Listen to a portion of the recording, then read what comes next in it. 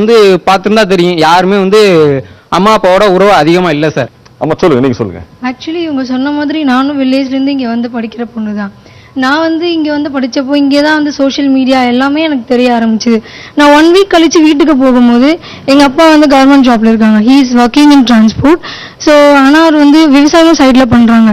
நான் வீட்டில் வந்து பேசணும்னு 1 வாரம் கழிச்சு அதுவும் 2 நாள் தான் எனக்கு லீவ் கிடைக்கும். அப்படி கிடைக்காத பட்சத்தில் நான் கிடைச்சி அந்த லீவ் வந்தப்போ கூட எனக்கு அங்கே வேலை இருக்குமா, நான் மருந்து போட போகணும், ஆஃபீஸ் இருக்குது அப்படின்னு சொல்லிட்டு போயிடுவாங்க.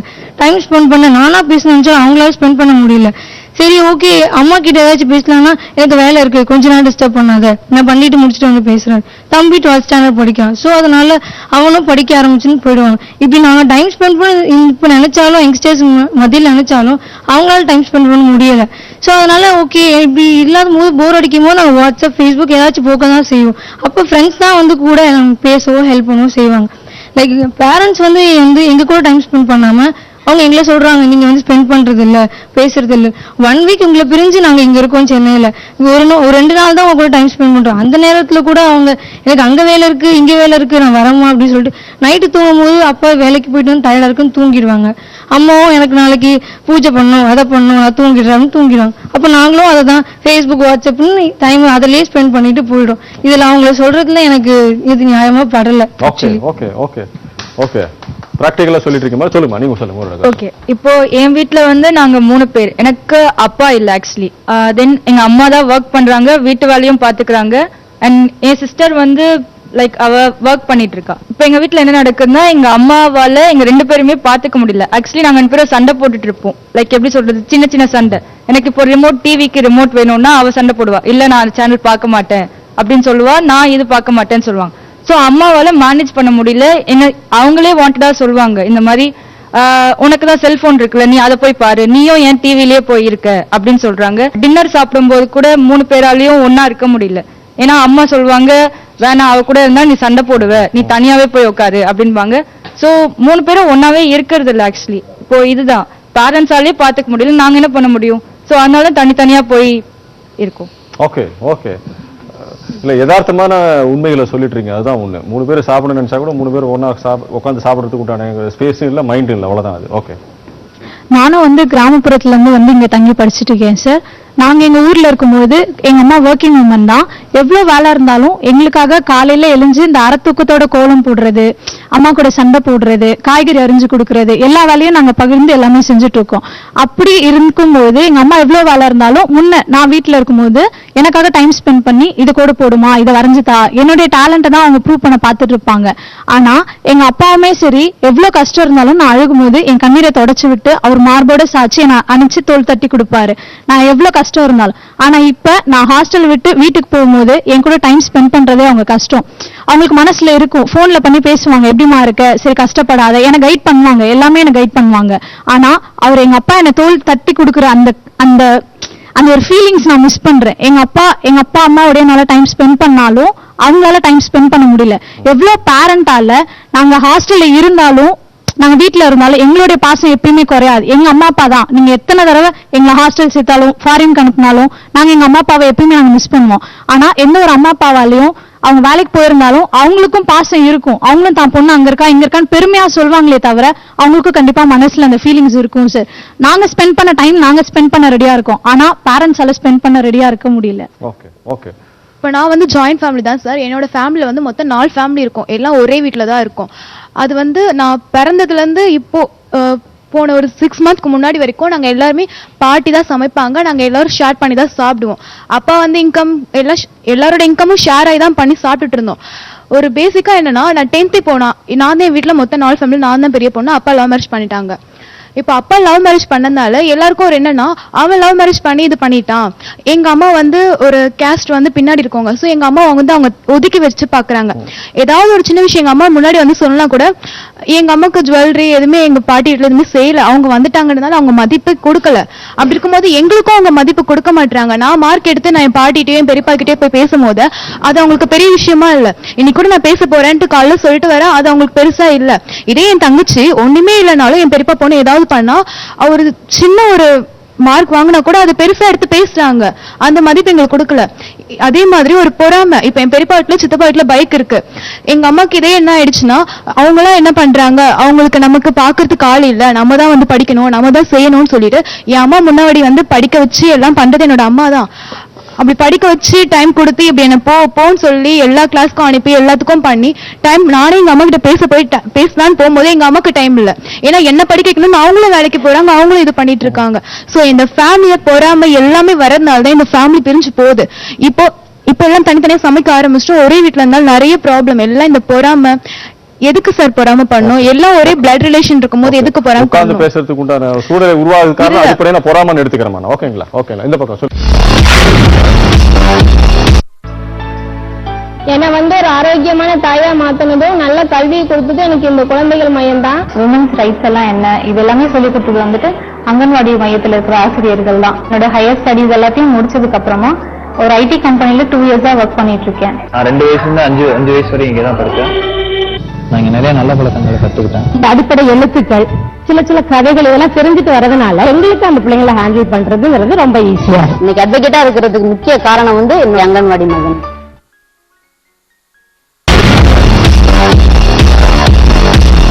இதுக்கெல்லாம் என்ன தீர்வுனா, இப்போ நம்ம வந்து நம்ம பேரண்ட்ஸோட வந்து டைம் எப்படி ஸ்பெண்ட் பண்ணணும் அப்படிங்கிறதுக்கான ஒரு நேரம் அந்த ஒதுக்கீரை வந்து நம்ம தான் எடுத்துக்கணும். இப்போ வந்து நானும் என் தம்பி இந்த ரிமோட் பிரச்சனை எல்லாம் சொன்னாங்க இல்லையா, ஒரு நாள் அவன் இன்னொரு நாள் நான். ஆனா நைட்டு தூங்கும்போது எங்க மம்மி ரிமோட் வச்சிருப்பாங்க, பார்ப்போம். சோ இந்த மாதிரி சின்ன சின்ன விஷயங்களுக்குள்ள வந்துட்டு நம்மளுடைய அந்த உறவுகளை வளர்த்துக்கலாம். சோ மொத்தமா வந்து சோசியல் மீடியாவை மட்டுமே வந்து குத்தம் சொல்றதுல வந்துட்டு தீர்வாகாது. நம்மளும் உட்கார்ந்து இதற்கான தீர்வு என்ன அப்படிங்கறத கொஞ்சம் யோசிக்கணும். பேரண்ட்ஸோட பேசுறேன்னு சொன்னா எத்தனை பேரண்ட்ஸ் இல்ல உனக்கு பிரச்சனை இருக்கா, இல்ல நான் பேச மாட்டேன், அவங்க ஓடுறதே யாருக்காக, நமக்காக தானே ஓடுறாங்க. அந்த புரிதல் நமக்குள்ள வேணும். பேரண்ட்ஸ் கிட்ட தயவு செய்து ஈகோ பார்க்காதீங்க. அவ்வளவுதானே சார். சொல்லுங்க, நீ சொல்லுங்க. இப்போ மாதிரி இந்த கேஜெட்ஸ் பத்திலாம் சொல்லிட்டு இருக்காங்க, அது நம்ம டெவலப்மெண்ட்காக தான். அதையே வந்து அடிக்ஷன் மாதிரி ஆக்கி விட்டுறாங்க இவங்கெல்லாம். என்ன அடிக்ஷனா போகும்போது தான் இப்போ நீங்க ஒரு குடும்ப பிரச்சனையை போயிட்டு நீங்க ஒரு ஃபேஸ்புக்ல ட்விட்டர்ல நீங்க கமெண்ட் கொடுத்தீங்கன்னா அது வந்து சமூக பிரச்சனையா இல்ல வந்து எல்லாருக்கும் தெரியற பிரச்சனை ஆயிடும். அப்ப அது குடும்ப பிரச்சனையா இருக்காது. அதே மாதிரி இவங்க வார நாட்கள்ல வந்து வார விடுமுறை நாட்கள்ல வந்து போயிட்டு ஊருக்கு போயிட்டு என் கூட வேலை செய்யற பசங்க எல்லாம் விடுமுறை நாட்கள்ல அவங்க பேரண்ட்ஸ் பார்க்க போறாங்க, சந்தோஷமா போறாங்க. இப்ப அவங்க கூட நானும் போயிருக்கேன்.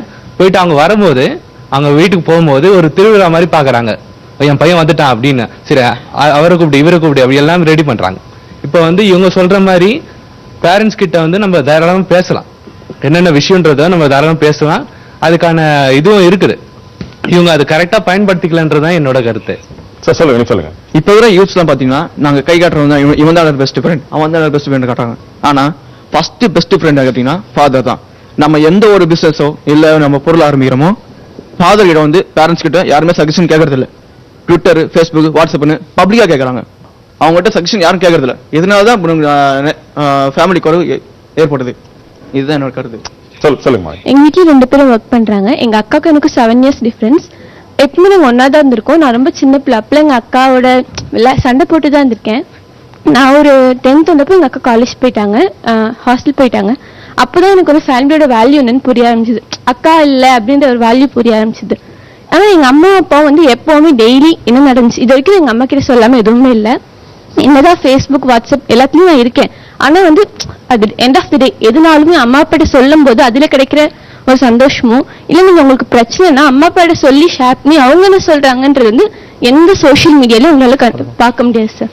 சொல்லுங்க. நம்மளே தான் உருவாக்கிக்கிறோம் எல்லாத்தையும். சில இளைஞர்கள் வந்து அவங்களும் அப்பா அம்மா கிட்ட பேச மாட்டேங்கிறாங்க. அது ஏன்? அம்மா சொல்லுங்கம்மா. நீங்க உங்க அம்மா அப்பா கூட பேசுறாங்களா? பேசுறேன். ஓகே. அம்மா அப்பா உங்க கூட பேசுறாங்களா? உட்கார்ந்து பேசுறாங்களா? உங்கள்கிட்ட என்ன வேணும் போகணும் படிக்கணும் எல்லாம் சொல்லி கொடுக்குறாங்களா? Okay, right.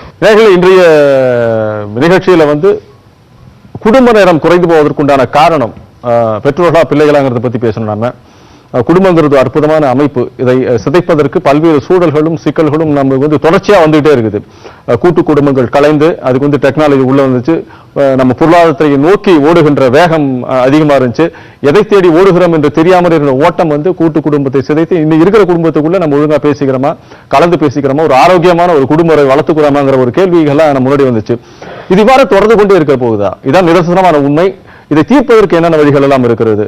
இப்படி தொடர்ந்து சென்றால் இந்த குடும்பங்கிற அமைப்பும் சமூகம் என்ன மாதிரியான சிக்கல்களையும் அபாயங்களை சந்திக்கும் அப்படிங்கறத பத்தி நம்ம விரிவா தெரிஞ்சுக்க வேண்டிய ஒரு சூழல்ல இருக்கும். இதை பத்தி பேசுறதுக்கு 2 சிறப்பு ஆளுமைகளை நம்ம அரங்கத்திற்கு அழைத்திருக்கிறோம். டாக்டர் சரவண ஜோதி அவர்கள். டாக்டர் சரவண ஜோதி அவர்கள் ஸ்டான்லி மருத்துவ கல்லூரியினுடைய மூத்த மனநல மருத்துவராக பணியாற்றிக் கொண்டிருக்கிறார். பல்வேறு உளவியல் ரீதியாகவும் மன நோய் தொடர்பாகவும் உண்டான பல்வேறு சிகிச்சைகளை அளித்துக் கொண்டிருக்கிறார். சமூகத்தினுடைய நோய் தீர்க்கின்ற ஒரு மருத்துவராக அவரை பார்க்கலாம். அவருடைய கருத்துக்களை நாம் கேட்போம். அடுத்ததாக திருமதி காயத்ரி ஸ்ரீனிவாஸ் அவர்கள் தமிழை பல்வேறு தளங்களில் மக்களுக்கு எடுத்து செல்லுகிற ஒரு பணியை தொடர்ந்து கொண்டிருக்கின்றார். அதே போல பல்வேறு மாணவர்களோடும் குடும்பங்களோடும் பெற்றோர்களும் தொடர்ந்து பேசுவதனால் ஏற்படுகின்ற இணக்கத்தையும் மனித உறவுகளையும் தெளிவாக புரிந்த ஒரு சமூக ஆர்வலராகவும் பணியாற்றிக் கொண்டிருக்கிறார். அவர்களையும் இந்த நிகழ்ச்சிக்கு வரவேற்கிறேன்.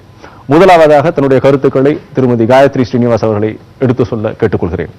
குழல் இனிது யாழ் இனிது என் பதம் மக்கள் மழலை சொல் கேளாதவர். இது எல்லாரும் படிச்சிருப்பீங்க, எல்லாருக்கும் தெரியும். இதுல இருந்து திருவள்ளுவர் அந்த காலத்திலேயே சொல்லியிருக்காரு கருத்தை. என்னன்னா, நம்ம வீட்டுல நம்ம பசங்க என்ன பண்றாங்கன்றத ரசிக்கிறத தாண்டி, அவங்களோட டைம் ஸ்பெண்ட் பண்றதை தாண்டி, இன்றைய பெற்றோர்கள் நீங்க எல்லாரும் சொன்னதுதான், வாட்ஸ்அப்ல அந்த வலைத்தளங்கள் எல்லாத்துலயும் அதுக்கப்புறம் டிவி பாக்குறதுல டைம் ஸ்பெண்ட் பண்றதோட இது பண்றாங்க. ஆனா இது எவ்வளவு பேர் பண்றாங்க அப்படின்றதுதான் கருத்து. இது அவர் நிஜமாவே ஒரு தீர்க்கதரிசி தான். ஏன்னா அந்த காலத்திலேயே அவர் சொல்லியிருக்காரு, இதெல்லாம் நடக்கும் தெரிஞ்சுதானோ என்னவோ அப்ப யாழையும் குழலையும் சொன்னாரு. இப்ப நம்ம அதை வாட்ஸ்அப்பையும் ட்விட்டரையும் அது என்னெல்லாம் நம்ம இருக்கோ அது எல்லாத்தையும் நம்ம ரீப்ளேஸ் பண்ணிக்கணும் அந்த வேர்ட்ஸை. ஒரு விஷயம் என்ன அப்படின்னா, நீங்க எல்லாம் சொன்னதுல 2-3 விஷயங்கள் நான் பதிவு செய்ய ஆசைப்படுறேன். என்னன்னா, எல்லாரும் நிறைய பேர் சொன்ன மாதிரி ஃபேஸ்புக், வாட்ஸ்அப், ட்விட்டர் இதெல்லாம் நிஜமாவே வாழ்க்கையில இப்ப ரொம்ப தேவை. இப்ப நான் பாத்தீங்கன்னா, நாங்க அதுலயும் வாழ்ந்துட்டு தான் இருக்கோம். நானுமே அதை யூஸ் பண்ணிட்டு தான் இருக்கேன், அதுல வாழ்ந்துட்டு தான் இருக்கோம். ஆனா அதை நம்ம எப்படி உபயோகிக்கிறோம் அப்படின்றதுதான் ரொம்ப முக்கியங்க. அதை நம்ம ஒரு ஷூவாவோ இல்ல ஒரு ரெயின் கோட்டாவோ யூஸ் பண்ணோம்னு வச்சுக்கோங்களேன், அது ரொம்ப நம்மளுக்கு யூஸ்ஃபுல்லா இருக்கும். அது அதை பத்தி நம்ம இவ்வளவு நேரம் நிஜமாவே பேசவே வேண்டாம். ஆனா அதை நம்ம என்ன பண்றோம், காலையில ஆரம்பிச்சு பிரேக்ஃபாஸ்ட் சாப்பிடும்போது டைனிங் டேபிள்ல அது நம்மளோட 4 பேர் டைனிங் டேபிள்ல உட்காடுறோம்னா, அம்மா அப்பா பசங்க தாத்தா பாட்டி உட்காடுறோம்னா அதுவும் ஒரு அங்கமா உட்காருது. என்ன, அதுக்கு ஒரு சேர் கொடுக்கல நம்ம, அவ்வளவுதான். ஆனா டேபிள்ல அது உட்கார்ந்துட்டு தான் இருக்கு. அதே மாதிரி படுக்க நம்ம வெளியில வேலைக்கோ இல்ல காலேஜோ போகும்போது அதுவும் நம்ம கூடவே தான் வருது. நம்ம அம்மா அப்பா கூட அந்த காலத்துல எல்லாம் எப்படின்னா, அம்மா அப்பா கூட விட்டுட்டு போவாங்க, நம்மளோட பேகை சுமந்துக்கிட்டு கூட விட்டுட்டு போவாங்க, நடந்தோ இல்ல சைக்கிள் ரிக்ஷாலயோ இல்ல பைக்லயோ அந்த மாதிரி இப்ப அது நம்மளோட இருக்கு. அது நம்மளோட இருக்குன்ற ஒரு தைரியத்துல அம்மா அப்பா கூட வர்றது கிடையாது அப்படின்னு சொல்லலாம் நம்ம. சோ அதுல கார்த்தால ஆரம்பிச்சு நைட் படுக்கிற வரைக்கும் அது நம்மளோட தலைமாட்டிலேயே தான் இருக்கு. சோ அதை நம்ம ஒரு இதுவா பார்க்காம ஒரு ஷூவை நம்ம எப்பயுமே போட்டுட்டு இருக்க மாட்டோம் இல்லையா. அது வேணுங்கிற நேரத்துல தான் வெளியில தான் போட்டுப்போம், கழட்டி வச்சிடுவோம். ரெயின் கோட் மழை வரும்போது தான் போட்டுப்போம். அந்த மாதிரியான ஒரு விஷயமா இருந்தா அது நல்லது. அதை பத்தி அதோட அவ்வளவுதான், அதோட மதிப்பு விலை அவ்வளவுதான். இன்னொரு விஷயம் நான் என்ன பதிவு பண்ண விருப்பப்படுறேன் அப்படின்னா, இந்த காலத்துல பெற்றோர்கள் பாத்தீங்கன்னா, அவங்க அவங்களையும் நான் ஒரு விதத்துல சொல்லிதான் ஆகணும். நானும் ஒரு ஒரு பேரண்ட் தான். என்ன அப்படின்னா, இப்போ ஒரு 4 நாள் ஒரு கண்டினியூஸா ஒரு ஹாலிடே வருது அப்படின்னா, நம்ம எல்லாம் இப்ப என்ன பண்றோம், எந்த ஊருக்கு போலாம், எந்த வெளிநாடு போலாம், இல்ல எந்த ஸ்டேட்ல போலாம், சென்னையிலே எங்க போலாம், அந்த மாதிரி தான் யோசிக்கிறோமே தவிர, 4 நாள் ஹாலிடேன்றது எதனால வருது? ஏதாவது ஒரு ரிலீஜியஸ் ஃபங்க்ஷனா வரும், இல்லைன்னா ஒரு நேஷனல் ஃபெஸ்டிவலா வரும். அது ரெண்டும் தான் 4 நாள் ஹாலிடேக்கு வரக்கூடிய ஒரு வாய்ப்பு. அதை நம்ம வீட்டுல டைம் ஸ்பெண்ட் பண்ணாம வெளியூருக்கு போய் டைம் ஸ்பெண்ட் பண்ணணும்னு நினைக்கிறோம். அதனாலதான் பசங்க சந்தோஷமா இருப்பாங்கன்னு நினைக்கிறோம். ஆனா அது கண்டிப்பா கிடையாது. அதை நம்ம மாத்தி அமைக்கணும். கண்டிப்பா வருஷத்துல முன்னாடி எல்லாம் எங்க அம்மா சொல்லுவாங்க, இப்ப ரீசெண்டா எங்களோட இதுக்கு சொந்த ஊருக்கு போயிருந்தோம். எங்க தாத்தாலாம் தீபாவளிக்கு கண்டிப்பா ஃபர்ஸ்ட் டே ஃபர்ஸ்ட் ஷோ கூட்டிட்டு போயிடுவாராம்.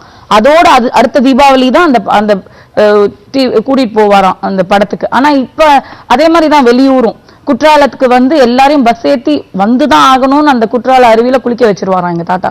ஆனா இப்ப நம்ம என்ன பண்றோம், ஒரு 4 நாள் ஒரு சின்ன லீவ் வந்தாலே வெளியூர் போயிடுறோம். அந்த டைம் வந்து வீட்டுல நடக்கிற பண்டிகையா இருக்கட்டும், நம்மளோட கலை கலாச்சாரம் எல்லாத்தையுமே மறந்து போயிடுறோம். அதை நம்ம வந்து பகிர்ந்து கொண்டாடுறது இல்லை. இப்போ ஒரு பொங்கலா இருந்தா கூட ஒவ்வொருத்தருக்கும் ஒவ்வொரு வேலையை அலோகேட் பண்ணி, ஒரு 2 பசங்க இருக்காங்கன்னா அந்த 2 பசங்களுக்கும் ஒவ்வொரு வேலையை அலோகேட் பண்ணி அம்மா அப்பா அந்த இன்வால்மெண்டோட பண்ணும்போதுதான் நம்மளோட மொழி பற்றா இருக்கட்டும், நாட்டு பற்றா இருக்கட்டும், இனப்பற்றா இருக்கட்டும் வளரும். அதே மாதிரிதான் ஒரு நேஷனல் ஃபெஸ்டிவலா இருந்தாலும் எவ்வளவு பேர் நம்ம இண்டிபெண்டன்ஸ் டே டிவில தான் பாக்குறோமே தவிர எவ்வளவு பேர் இங்க பீச்ல போய் வந்து கொடியேற்றத்தையும் இல்ல அவ்வளவு பெரிய மக்களையும் அவங்க என்ன பண்றாங்கன்றதையும் பாக்குறோம். சோ அந்த மாதிரி தான் வந்து குடும்பத்துல இருக்கிற டைம் ஸ்பெண்ட் பண்றதுன்றது கம்மியாகுதுன்றது என்னோட கருத்து. So what we sow is what we reap. நம்ம என்ன விதைக்கிறோமோ அதுதான் முளைக்குது இல்லையா? சோ இப்ப நம்ம வந்து என்ன நம்ம ஒரு எடுத்துக்காட்டா இருக்கணும் அப்படின்றது தான் நான் ஆசைப்படுறேன். அதாவது என்னன்னா நம்ம வந்து எப்பயுமே வந்து கையில மொபைலே வச்சுட்டு இருந்தா அவங்களும் அதே தான் பண்ணுவாங்க. ஸோ அந்தந்த நேரத்துல அந்தந்த விஷயத்த பண்ணா அது ஒரு நல்ல ஒரு அவங்களுக்கு ஒரு நல்ல ஒரு எக்ஸாம்பிளா இருக்கும். நம்ம அவங்களுக்கு வேல்யூஸை புகுத்தணும், நம்மளோட எத்திக்ஸ் அவங்களுக்கு கொண்டு வரணும். அதெல்லாம் சொல்லி கொடுத்தாதான் பிற்காலத்துல நம்ம பசங்க நம்மள எப்படி பார்த்துப்பாங்க. ஹோல்டேஜ் ஹோம்ல விட்டுட்டாங்க ஆர் அந்த மாதிரின்றதெல்லாம் காரணம் அதுதான். இதோட தாக்கம் தான் நம்ம உருவாக்குறத தான் அவங்க வந்து நாளைக்கு கொண்டு வராங்கன்றதுதான் என்னோட இன்னொரு ஒரு கருத்து.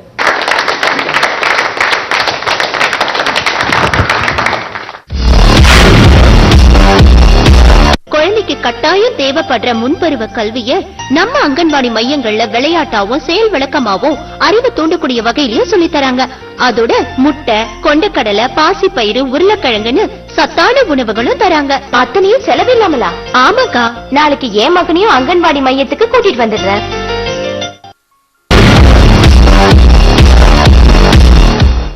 மூத்த மனநல மருத்துவர் திரு சரவண ஜோதி அவருடைய கருத்துக்கள் உங்களுடைய பார்வைக்காக. இப்போ வந்து இந்த ஃபேமிலி டைம் அப்படின்றது ஏன் குறையுது அப்படின்னு தான் டிஸ்கஷன். ஒன்று வந்து பேரண்ட்ஸா வந்து பொறுப்பா அதுக்கு ஃபேமிலி டைம் குறையிறதுக்கு, இல்லை குழந்தைங்க தான் பொறுப்பா அப்படின்னு நல்லா டிஸ்கஷன் நடந்துச்சு. இப்போ பார்க்க போனா ஃபேமிலின்ற வந்து ஒரு பேசிக்கலான ஒரு யூனிட். அதில் வந்து பேரண்ட்ஸும் இருப்பாங்க, குழந்தைங்க இருப்பாங்க. ஆனால் என்ன அப்படின்னா 2 பேருக்குள்ள ப்ரையாரிட்டிஸ் வந்து வேற. இப்போ நம்ம ஒரு கிளாஸ் ரூம் எடுத்தோம்னா இந்த கிளாஸ் ரூம்ல வந்து பசங்கள்லாம் படிக்கிறாங்க, எல்லாருக்கும் ஒரே தான், ஒரே லெசன்ஸ், ஒரே எக்ஸாம்ஸ், டீச்சர் வந்து அதில் சொல்லி தருவாங்க. ஸோ எல்லாருக்குமே ஒரே கோல்ஸ். ஆனால் ஃபேமிலின்னு பார்க்க போகும்போது ஒரு 4 பேர் இருக்காங்கன்னா, அப்பா அம்மா 2 குழந்தைங்க இருக்காங்கன்னா, அவங்க 4 பேருக்குமே ப்ரையாரிட்டிஸ் வேற. அவங்க வெளியே போயிட்டு நிறைய பேர் சந்திச்சுட்டு வந்து திரும்பி வந்து ஃபேமிலியா இருந்து they're going to run a family. அப்படி இருக்கும்போது என்ன ஆகுது அப்படின்னா, இப்போ அப்பா அம்மாவுக்கு வந்து என்ன பொறுப்பு அப்படின்னா, அவங்க வந்து ஃபேமிலிக்காக வந்து காசு சம்பாதிக்க வேண்டியதா இருக்கு. அது வந்து அவங்க முதல் கடமை. அவங்க காசு சம்பாதிச்சாலும் ஃபேமிலி நடத்த முடியும். அதே மாதிரி வந்து குழந்தைங்களுக்கு வந்து என்ன அப்படின்னா, அவங்க வந்து படிச்சு அவங்க கேரியரை பார்க்கணும். இந்த மீன் டைம் அவங்க வந்து நிறைய ஸ்கில்ஸ் கத்துக்கிறாங்க. எப்படின்னா வந்து ஸ்விம்மிங், மியூசிக், இது அவங்க எதிர்காலத்தோட ஒரு அகாடமிக் கத்துக்கிட்டு அவங்க வேலைக்கு போகணும், அவங்க இன்னொரு ஃபேமிலி உருவாக்கணும். அப்ப என்ன ஆகுது அப்படின்னா, இதுக்கு முன்னாடி இருந்த ஒரு காலகட்டங்கள் என்ன சொன்னாங்க, 20 இயர்ஸ் முன்னாடி எங்க அப்பா அம்மா வந்து நிறைய டைம் ஸ்பெண்ட் பண்ணாங்க, இப்ப ஸ்பெண்ட் பண்ண முடியல அப்படின்னு. அதுக்கு என்ன காரணம் அப்படின்னா, அப்ப இருந்த ஒரு காம்படிஷன் கம்மி, அப்ப இருந்த ஒரு எக்கனாமிக் டிமாண்ட் கம்மி. அதே மாதிரி வந்து அப்ப வந்து they had a very big family. இப்போ வந்து ஒரு 5 குழந்தைங்க 6 குழந்தைங்க இருப்பாங்க. அப்போ அப்பா அம்மா வந்து நீங்க பாத்தீங்கன்னா அவங்க தே could not spend time with எல்லா பசங்களோட உட்கார்ந்து அதே டைம் ஸ்பெண்ட் பண்ண முடியாது. ஆனால் என்ன அப்படின்னா, அந்த 8 குழந்தைங்களே வந்து அவங்களுக்குள்ளே வந்து அவங்க எமோஷனல் நீட்ஸை வந்து பாத்துக்குவாங்க.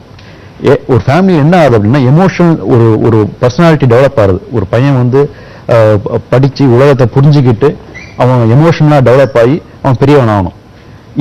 இந்த ஒரு இதை வந்து ஃபேமிலி தான் தர முடியாது. இதோ வந்து ஸ்கூல்ல வந்து ஒரு டீச்சர் வந்து பாடத்தை சொல்லி தரலாம், அறிவை சொல்லி தரலாம். ஆனா எமோஷனல் நீட்ஸ் ஒரு மனிதனுக்கு உள்ள வந்து அவனோட ஹாப்பினஸ், அவன் வந்து ஒரு உணர்வுகளை தெரிஞ்சுக்கிறது, எமோஷனை தெரிஞ்சுக்கிறது, எமோஷன் எக்ஸ்பிரஷன் எப்படி கரெக்டா பண்றது, இது தெரிஞ்சுக்கலாம் ஒரு ஃபேமிலியை தான். இதை வந்து இதுக்கு முன்னாடி இந்த காலகட்டத்தில் வந்து ஃபேமிலியில வந்து he could share with other things. அவங்க அக்கா இருப்பாங்க, ஒரு தங்கச்சி இருப்பாங்க, அண்ணன் இருப்பாங்க. அது வந்து இப்ப இல்லாம போயிடுச்சு. இப்போ வந்து 2 குழந்தைங்க 1 குழந்தைங்க ஆகுது. அப்ப அந்த சமயத்துல வந்து எமோஷனல் நீட்ஸை வந்து எப்படி ஃபில் பண்றது அப்படின்னு இருக்கு. அந்த மாதிரி ஒரு சமயத்தை என்ன ஆகுது அப்படின்னா, நீங்க சொன்ன மாதிரி ஃபேமிலியில வந்து அப்பா அம்மா 2 பேர் ஒர்க் பண்றாங்க, டைம் இல்லை. இவர் வந்து வந்தோடனே he works from home, laptop வச்சுக்கிட்டு இன்னைக்கு ப்ராஜெக்டை முடிக்கணும்.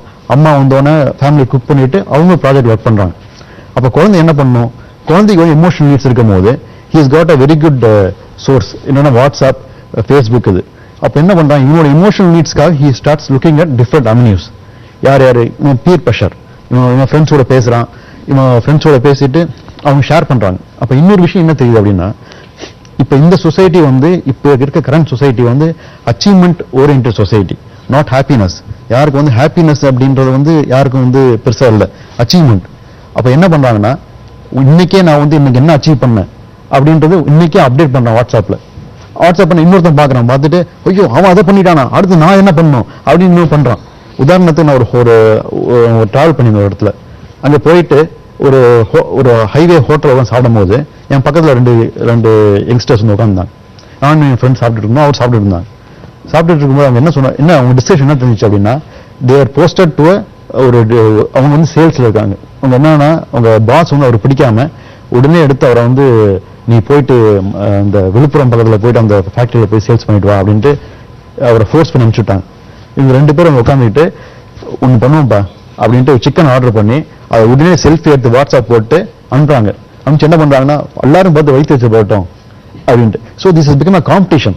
A psychological war is being going in WhatsApp and Facebook. இவன் போட்டா அவன் போடுறான், இவன் போட்டா அவன் போடுறான். இப்போ அதான் வந்து மெயின். இப்போ வந்து இன்னைக்கு ஒரு இளைஞர்கள் வந்து என்ன அப்படின்னா, நான் வந்து என்ன பண்றேன் அப்படின்ட்டு மற்றவங்களுக்கு தெரியணும். They are in a virtual media fighting with war against psychological war is going between lot of people. இதுக்கு முன்னாடி அப்படி இல்லை. முன்னாடி வந்து ஸ்கூலுக்கு போவான், ஸ்கூலோட ஃப்ரெண்ட்ஸ் முடிஞ்சிருவாங்க. முடிஞ்ச வீட்டுக்கு வந்தா வீட்டோட ஃபுல் அட்டென்ஷன் வந்து அவங்க அப்பா அம்மா கிட்ட இருக்கும். அவங்க அப்பா அம்மா கிட்ட தான் உலகத்தை கத்துக்குவோம். இப்போ வந்து அப்பா அம்மா வேண்டாம், டீச்சர் வேண்டாம், யாருமே வேண்டாம். He learns the world from the கூகுளில் போனால் எல்லாமே தெரியும், நீ என்ன சொல்றது எனக்கு. பட் அல்டிமேட் என்னன்னா, ஹாப்பினஸ் எப்படின்னு கூகுளில் சொல்றது இல்லை. கூகுள் என்ன சொல்றான், science, facts, achievements and knowledge இதான் வருது. பட் ஹாப்பினஸ் என்ன அப்படின்னு தெரியுது இல்லை. ஹாப்பினஸ் வந்து நீ கூகுள் கண்டுபிடிக்க முடியாது. Happiness will be known only by sharing and understanding and by reciprocating love. இது வந்து will be known only among family as well as friends. So இதை வந்து நம்ம வந்து எல்லாம் மிஸ் பண்ணிடுறோம். பேரண்ட்ஸ் என்ன பண்றாங்க, பையன் வந்து ஃபர்ஸ்ட் காலேஜ் ஸ்கூலுக்கு போகணும், ஃபர்ஸ்ட் ரேங்க் வாங்கணும், ஸ்விம்மிங் கற்றுக்கணும், அப்புறம் சூப்பர் சிங்கரில் பாடணும், அடுத்து வந்து he must be Ranji trophy player, he must become the இதான் வந்து expectations of father. So naturally when his expectations as a father, he also has emotional needs என்றது அப்பாக்கு தெரிய மாட்டேது. அப்போ emotional needs எங்கே பண்ணுவான், naturally Facebook, WhatsApp தான் emotional needs வருது. He chats, he understands the world by only WhatsApp and Facebook. So இது வந்து இந்த காலத்தின் கட்டாயம். And another thing is there is severe extraordinary marketing going on gadgets. TV பார்த்தா மார்க்கெட்டிங் தான் இருக்கு, கேஜெட்ஸ் தான் இருக்கு. பார்த்தீங்கன்னா ஒரு ஆடு கூட வந்து குழந்தை பிறந்தவொடனே வந்து எடுத்து ஃபோட்டோ எடுக்கும். ஃபோட்டோ எடுத்து எல்லார்ட்டையும் போய் போட்டு உடனே ஃபேஸ்ல அப்லோட் பண்ணுது. அப்போ என்னன்னா வந்து இதை பார்த்துட்டு நம்ம பசங்க தான் பண்ணுன்றாங்க. இப்போ ஒரு லேட்டஸ்ட் ஸ்டாட்டிஸ்டிக்ஸ் 2 years old கிட்டே வந்து தேர் ஆப்ரேட்டிங் செல்போன்ஸ் யூஎஸ்ல. அண்ட் டாய்ஸ் விற்கிறதே குறைஞ்சி போச்சான். ஸோ இப்போ ப்ரெசென்ட் பண்றதே வந்து நம்ம கேஜெட்ஸும் டேப்லெட்ஸும் தராங்க. Adolescents, that is ஒரு young adult வந்து spends 8 hours of time on internet and only sleeps for 7 hours. So நம்ம தூங்குற டைமோட இம்பார்ட்டன்ஸ் நம்ம நெட்டுக்கு தர ஆரம்பிச்சிட்டோம். இனிமேல் நெட்டு தெரிஞ்சாதான், வாட்ஸ்அப் தெரிஞ்சாதான் நீங்க வேலைக்கே போக முடியும், சம்பாதிக்க முடியும். ஸோ அதனால வந்து அதை நெக்லெக்ட் பண்ண முடியாது. அதை நம்ம அது வந்து இந்த காலத்தின் கட்டாயம், இது பண்ணி தான் ஆகணும். அப்போ நம்ம எப்படி இந்த ஃபேமிலி டைம் இம்ப்ரூவ் பண்ணலாம் அப்படின்றது பார்க்க போகும்போது, இது வந்து each family must design their own strategy to spend family time. First family time important awareness கொண்டு வரணும். எப்படி வாட்ஸ்அப், ஃபேஸ்புக் அவேர்னஸ் வந்துச்சோ, ஃபேமிலி டைம் கொண்டு வரணும் அப்படின்னு அவேர்னஸ் கொண்டு வரதான். இப்போ வந்து நம்ம பையன்கிட்ட வந்து வாடா நம்ம வாக்கிங் போவோம் அப்படின்னு சொன்னா அவன் புரிஞ்சுக்க மாட்டான். என் ஃப்ரெண்டு போலையே, அவன் ஃப்ரெண்டு போனதான் பண்ணுவான். பியர் ப்ரெஷர் இருக்கு, என் ஃப்ரெண்டு போனாதான் நான் போவேன், நான் ஏன் போகணும், என் ஃப்ரெண்ட்ஸ் தான் போறதே இல்லை. அவங்க அப்பா அம்மா வந்து அவங்க பிரைவசி டிஸ்டர்ப் பண்றதில்ல, நான் பிரைவசி டிஸ்டர்ப் பண்றது, கிவ் மீ பிரைவசி அப்படின்றாங்க. முதல்ல பிரைவசி இருக்காது, எல்லாம் ஒரே ரூம்ல தான் படுத்துவோம், ஒரே தான் சாப்பிடுவோம். இப்போ they want privacy. Father wants privacy, mother wants privacy, and children also want privacy. So we are going in that trend. அப்படி இருக்கும்போது பேரண்ட் கையில தான் இருக்கு how to build up a family எப்படி வந்து ஃபேமிலி உருவாக்கலாம் அப்படின்ட்டு by having dinner together, having a walk, going for holidays and making it a point to spend 1 hour without any gadgets, without any distraction and to arrange for a family time. இது வந்து discuss பண்ணிட்டு ஃபேமிலிக்குள்ளே discuss பண்ணி சைல்டோட இது வாங்கணும், consent வாங்கணும். நீ வந்து இல்ல நீ தூக்கி போட்டு இதெல்லாம் பண்ண முடியாது அப்படின்னு அவன் வந்து நீனு என்னோட இதுல வந்து trying to interfere in my இது அப்படின்னு சொல்லிட்டு அவன் வந்து கோவப்படுவான்.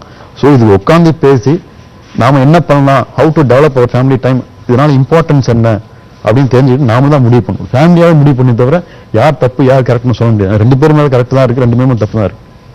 ஸோ இது வந்து கை வந்து ஃபேமிலி கையில தான் இருக்கு என்னை பொறுத்தவரை. நிச்சயமா இன்றைய கருத்துக்களம் நிகழ்ச்சியில் நாங்கள் கொடுத்திருக்கின்ற இந்த கருத்துக்கள் ஒரு அற்புதமான அழகான குடும்பத்தை உருவாக்கும் என்று நம்புகிறோம். மீண்டும் மற்றும் ஒரு அர்த்தமுள்ள தலைப்பில் ஆழமான கருத்தோடு உங்களை சந்திக்கும் வரை பாஸ்கரனின் பணிவான வணக்கங்கள். மீண்டும் சந்திப்போம், விவாதிப்போம். அதுவரை அன்பு, நன்றி, வணக்கம்.